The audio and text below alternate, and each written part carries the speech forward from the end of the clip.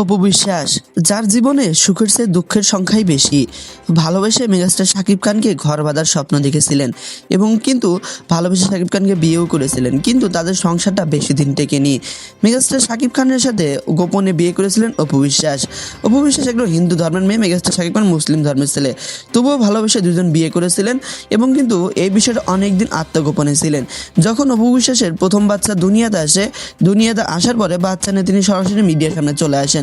মিডিয়ার সামনে আসার পরে তিনি জানান যে এই বাচ্চার বাবা মেগাস্টার শাকিব খান, কিন্তু প্রতি মুহূর্তে মেগাস্টার শাকিব খান বিষয়টি অস্বীকার করে বসেন। পরবর্তীতে তিনি বলেন যে আমি বাচ্চার দায়িত্ব নিতে রাজি আছি, বাচ্চার মায়ের দায়িত্ব নিতে আমি রাজি নন, এমনটাই বলেন মেগাস্টার শাকিব খান। তবে সব জল্পনা কল্পনা শেষ করার মাধ্যমে তিনি অপু বিশ্বাস এবং ছেলেকে মেনে নেন। মেনে নেওয়ার পরে বেশ কিছুদিন পরে তাদের মধ্যে ডিভোর্স হয়ে যায় কোনো এক কারণবশত।